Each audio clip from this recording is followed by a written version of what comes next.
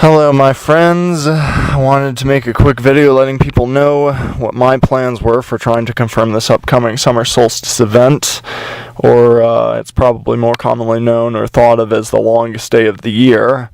So if anyone else wanted to try to confirm our creators' times by this solar event, maybe this video could help prep them a little bit or give them some ideas for things they might want to try. Okay, first I want to take a brief moment to respond to a discussion I was having with a brother truth seeker lately on this topic. He was expressing how he didn't feel it was necessary for him to do any of this observational stuff because Jerry Morris's observations were good enough. And this brother also discussed how Jerry Morris allowed some woman to post a couple videos on his channel discussing the 365 or 2.5 or whatever day calculated calendar. And for more on this topic, please see my calculated calendars video. Well, to my brother truth seeker and to other truth seekers out there, I would like to take a few minutes to discuss this and explain why I think it is important for us to still make an effort to confirm the witness of the heavenly luminaries in order to confirm the Creator's times. So if I may, I'll go ahead and do that, and it might just be useful for me to give a quick recap of my calendar journey, and maybe some of you will be able to relate. Okay, so when I started waking up to truth, I realized the Creator had his own holy days, as opposed to the modern pagan holidays, which have become very popular. But when I started waking up to this, I was overwhelmed. There was so much I was learning and unlearning. The topic of the Creator's calendar was just one of many, many topics. So I started out just following 119 Ministries calendar without any questions or without any understanding. Just following someone with more experience because, as I said, I was pretty much overwhelmed. Eventually, like 2 years later, I noticed that Steve Matria had left 119 Ministries and started his own ministry with a different version of the Creator's calendar. And I guess I could relate to some of the reasons that Steve gave for updating his understanding of the calendar, so I made a calendar switch at that point. And it wasn't long after that I guess I began to realize what a hot topic this calendar topic was. And I began to realize it seemed there were as if there were almost as many different calendar groups as there were denominations within modern Christianity. And many of them based off of assumptions, rooted in traditions, stuff like that. So I became determined to try to find something that was written to follow and not just verbal traditions or assumptions. Eventually I ended up in the Book of Enoch, and I got myself an audiobook for the Book of Enoch, and I listened to it over and over again on my commutes to work. I got a long commute to work, and more so the Luminary sections of the Book of Enoch. And so long story short, I do go, I guess, more into this in my video titled, Do We Need a Leap Year, Week, Month, Intercalation, etc. All of a sudden, Jerry Morris and John Minten came on my radar in like the exact same day. And or the same week, or it was like back to back. It was like right on top of each other. And so, being somewhat inexperienced on this topic, I just assumed they were both talking about Enoch's 364-day calendar, and everyone was on the same page. And it wasn't until like a year later I began to realize this might not be. Hence, that's why I came out with the "Do We Need a Leap Year Intercalation" video and the calculated calendars video, I guess. But okay, so again, well, this time around, I didn't have a lot of time to figure things out when I came across John Minten's and Jerry's stuff. I think I came across it right before, like, the start of the Creator's New Year. So I think the spring equinox is going to happen that week or something. So at that point, I was determined not to make the same mistake twice and just just trusting more experienced people to spoon feed me truth without digging into it for myself to see whether these things were so. Because, claiming the sun is actually on a 364-day cycle instead of the popular durations of the Gregorian calendar is a big claim. And we really should seek for other witnesses to back up such a claim, more than just one man, such as Jerry Morris. Because, it is a very important topic, and maybe we should be digging into it a little deeper. These are our Creator's holy times, and I think he would be pleased to see his children on an individual level making an attempt to confirm his holy times. So anyway, I dived in. And you can follow my story from there by watching my Sundials playlist. So about a year went by after I discovered Jerry and John's stuff, and then I started to notice a few subtle differences between Jerry's solar cycle claims and John Mitten's calculated calendar claims. Then, I think maybe a few months later, Jerry allows this woman to post 2 videos to his channel talking about a 365.25 or whatever day calendar. So things started to get really confusing at this point. I wasn't sure if Jerry Morris was backing down from his 364-day solar observational cycle claim by allowing this woman to post these videos, or if he was just trying to be well-rounded for his viewers, make them aware of all the different schools of thought out there, so they all could make an educated decision in the end. But I did press Jerry for some clarification, and it never really came. When I asked him if by allowing this woman to post these videos, this meant he was backing down from his 364-day claim, he responded something to the effect of, "Let's follow the cloud," as in like Moses and the Israelites in the wilderness, following the pillar of fire and cloud by day and fire by night, as in, yes, I think this woman is correct, and my previous claims are wrong, and new truth is being revealed, and we need to follow the cloud. That's what it seemed he was saying by that response, and also he said something about how he wanted to clarify that despite these women's videos, he still qualified the same date as the first day of the year that was coming up. The thing is, I don't know if he thought this second statement would clarify things, but for me, it still left some very important questions unanswered, because these leap year people, such as John Minten and this woman, they also have the same starting date for the start of the new year. Let me see, I'm losing my thought here. For the start of the new year, and they do that. It just happened to line up this way, and it's going to be that way for like the next 3 or 4 or 5 years or something, until they make the next intercalation calculated calendar adjustment. And again, it just kind of lined up this year, and it will for the next 5 years. So Jerry's saying that his start date didn't change, and the start of his year remained unchanged. That didn't really clarify anything that I can see. So I'm not sure what's going on in Jerry's mind. If Jerry happens to watch this video, I sure wish he would take a moment once and for all to clarify if he believes the sun was or still is a perfect 364-day cycle, as Enoch states, or if he thinks these calculated calendar people have it right, because it can't be both, I'm pretty sure. Like, the reason these calculated calendar groups need a calculation is because they believe the solar cycle is not 364 days. And again, they might be right, or Jerry might be right. I'm just somewhere in the middle, confused and determined to make a diligent effort to prove these things for myself. So I want to make it clear, I guess it's a good thing for truth seekers to be sharing things. That's a big way we grow. We all potentially have pieces of the puzzle. So I'm not against this woman sharing her stuff. But the thing I didn't like was the confusion that came of it. I don't think well, I think Jerry should have clarified a little better why he was allowing this woman to share what she shared, and or what his position on this information was, if he fully agreed with it, or if he was thinking about it and had potential doubts about his 364-day solar calendar claim based off his personal observations.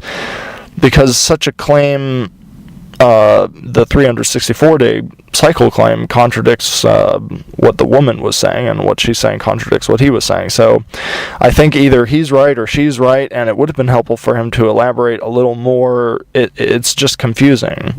You know, he uses his channel to speak to other truth seekers, so him allowing this woman to share her stuff was pretty much allowing her to speak for him, and she was saying stuff that went against his claims. So it's confusing. What does that mean? Like, is he saying his claims are wrong? There's no clarification there. And he just gave the ambiguous answers that I described earlier, so I really don't know what's going on. So I just feel he should have provided some kind of disclaimer or something, why he was allowing such a message to speak through his channel, and what did he think about it? Did he agree? Did he disagree? Or is it something he's considering? Which would mean he has doubts about his past sundial observational claims, because, like I said, it's kind of one way or the other. The calculated calendar camps say the solar cycle is not 364 days, yet Jerry Morris is saying it is 300, so there's a contradiction there. Thus, all this has increased my desire to confirm Jerry's claims even more. As I've expressed in my other sundial videos, I was a little concerned about Jerry's methods for confirming the spring equinox, but now there's the possibility that he's completely backing down from that claim altogether about the 364-day solar cycle cycle claim, and he's choosing to align himself with this 364-day calculated calendar, which they say 364, but I want people, like they say, this is Yah's 364-day calendar, but I think people maybe don't realize that there's a difference. Like Enoch, and again, I talk about this in my calculated calendar video, but Enoch does not talk about a calendar. He doesn't talk about a 364-day calendar. He talks about a 364-day cycle of the sun, not a calculated calendar that we're kind of messing numbers with to try and get it to work out. What Enoch saw was a 364-day solar cycle. So there's a difference between these things, what Jerry is claiming and what this woman and John Minten are putting forth with the calculated calendar. So that's one of the big reasons I would like to encourage as many of you who care about the Creator's holy times to make an effort to confirm his times for yourselves and for other truth seekers, because there just seems to be confusion and uncertainty going on. And I don't want us to wait until the last minute, all of a sudden, maybe other people to see and realize there's a difference here, and then be like, what do we do now? So, I mean, I'm just trying to get people to think about it now rather than at the last minute. Okay, and I also want to take a moment to say, if Jerry or this woman happen to watch this video, I don't mean to call them out in a mean way or try to start an argument or whatnot. You know, I don't wish to offend them. But on that note, I just want to say I don't think offense should even be possible to exist among truth seekers. I guess we're all human and nobody's perfect. But if we were perfect, or if we wanted to, try to follow our Savior's admonition to be perfect as he is perfect, I think not taking offense is a key ingredient in truth seeking, and we all have pieces of the puzzle to contribute, and I'm simply, interested in seeking the truth in love. And, I could be wrong, they could be right, I guess only time will tell, but I'm just trying to mobilize more truth seekers to stand up and become multiple witnesses for confirming our Creator's times. So the solar cycle might be 364, or it might be something else. In light of Jerry's seeming vacillation lately, I think we need to make a serious effort to provide more witnesses to establish this matter. And then once we figure out if the cycle is actually 364 or something else, then we can start to compare these results to the writings of Enoch, or try to figure out if some kind of intercalation is actually necessary. But first things first, let's confirm what the cycle of the sun is actually on these days. And I mean, I mean, something must be going on. I mean, either in the translation or the creator is doing something. Because I mean, we have to start by confirming what we're dealing with. I mean, maybe it's changing. Maybe it has changed. Maybe it's going to change again. So maybe we have to keep kind of watching to see what's happening. But I haven't. There's too much uncertainty going on these days, and I think we need to confirm it at least once, but possibly other times. So anyway, that's why I make these videos, to encourage people to do this. So as I started out by saying in this video, the longest day of the year is quickly approaching. We have 4 opportunities per year to confirm where we're at in the Creator's year. The equinoxes and the solstices. These are the days that split the year into the 4 seasons that I believe most of us are familiar with. So, sticking with Jerry's original claim, the summer solstice, or the longest day of the year, should happen, I believe it should happen this year on the 19th. So, I guess my plan is to record sundial data on the 18th of June, so coming up here in like a week and a half, I think. But I'm going to collect sundial data on the 18th, the 19th, and the 20th. And I hope you will pray that I have full sunlight. But that is another reason why I wish more and more truth seekers would try to confirm these events. Because as determined as I am to finally get this right and prove it to myself and help others out, you know, it might be cloudy in my neck of the woods for some of those 3 days. So the more people confirming, the better, because someone's bound to have sunlight somewhere. So anyway, in my other sundial videos, I explain why I think it's important to collect 3 days of back-to-back data to confirm this event. But to really quickly recap on that again, I guess we're looking at this picture here. If you've seen some of my other videos, you'll have seen this picture. It should look familiar to you. So during the year, if you're watching and marking the pattern that a shadow traces over the course of a day, such as you pick the shadow of the corner of your roof or your chimney, depending on what time of year it is, you will see one of these 3 patterns. Near the spring and the fall equinoxes, you should see something pretty close to a straight line. I recommend seeing my equinox videos for more on this kind of. I think the equinoxes are a harder thing to confirm than the solstices, and I explain that better in my equinox videos. And on the days of the solstices, you will see arc patterns. If you collect over the entire day, you should see these arc patterns. And I think we're all familiar with how the sun moves across the sky east to west, and how the shadow moves across your lawn, what would that be, west to east throughout the course of a day. Well, this west to east movement of the shadow is not the movement we're discussing. When I talk about these 3-line patterns, either the arcs or the straight line, the movement we are watching is the north to south movement of that pattern. Like, the whole pattern will shift up or down, depending on which solstice event you're looking at, winter or summer.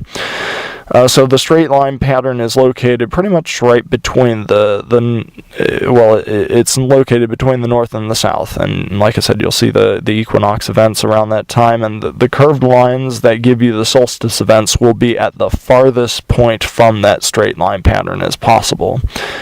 So taking this upcoming summer solstice, if you're watching and recording your shadow data, you will see the north to south movement of the shadow pattern proceeding steadily in one direction, depending on the height of your sundial. I recommend you try doing this like a week apart, so hopefully, or at least a few days. I mean, depending on the height of your sundial, if you give it a trial run, leading up to this event, just throw a couple flags in the ground here or there at different points of the day.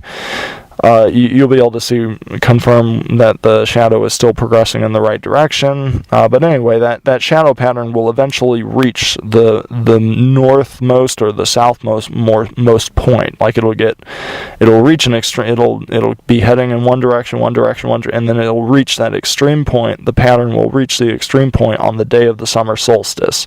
Then on the day following the summer solstice, the arc pattern will start to return, and it'll retrace its steps to somewhere around the marks that you took on the day preceding the solstice. Again, according to Jerry's original claim, the summer solstice should be occurring on the 19th of June this year, and I just wanted to mention again, it's important to collect the 3 days of data. If you don't do this, then there's really no way to confirm that the shadow actually changed direction. With only 2 days of data, that's just not possible to see this returning of the shadow. Or in the case of the equinox, if you don't collect 3 days of data, there's just no telling if the line might have actually gotten straighter. Unless you record the days of data on either side showing the curves at opposed directions. And again, I believe there might be a lot more to watch out for when trying to confirm the equinox events compared to the solstice events. So for more on this, I recommend checking out my equinox videos. Okay, I think that just about does it. I do recommend experimenting a little ahead of time to get a feel for how much your shadow pattern is progressing north or south per day. You might, depending on what it looks like, you might want to pick a taller sundial or perhaps a better, flatter recording surface. I guess I recommend checking out some of my other sundial videos for more tips on this if you're having trouble seeing differences in your shadow patterns from day to day. I just have one more random thought. The taller your sundial, the easier it'll be to tell north or south movement of the shadow per day. For example, I think I calculated the shadow of the Washington Monument to have a north-south shadow movement of up to like 10 feet per day. So it's kind of hard to mess that up, as opposed to looking at inches or little fractions of an inch depending on the height of your sundial. So if you live near a city, high-rise buildings probably cast some nice shadows somewhere in the city parks as well. The random thought I had was we'll have to see how my observations go using my 30-foot tall chimney this year. This is kind of the first summer solstice event that I'll be doing that, so we'll see. And I'll come out with a video letting you know how that went. But if things don't work out too good this year, I think next year I might take the family on a mini vacation somewhere where there are some of these taller structures, and we'll just go on a 3-day vacation and collect some shadow data. But I'm thinking about it. No one said this has to be done in your own backyard. You're free to go to town or check out some shadows from tall buildings there or somewhere. Just put some chalk on the sidewalk or something. But compare it for a few days. No one will notice or care. I don't know, whatever. Okay, I want to mention one more bonus food for thought. This is just a little thing I want to throw at the end of this video.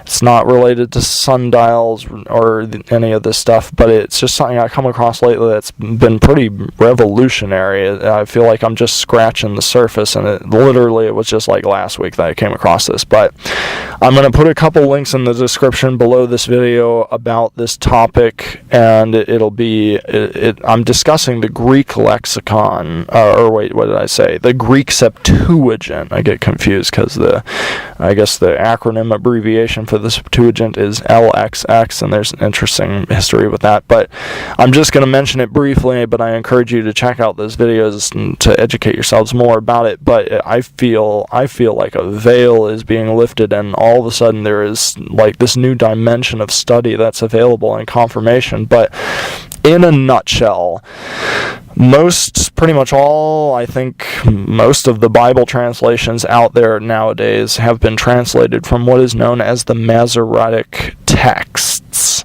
Okay, and those are a relatively young manuscript family, and they were created, I think, somewhere around 900 years after Christ or Yeshua or the Savior died. And And so that's what pretty much everyone used for the King James and for a lot of the Bible translations that came after, that we have nowadays.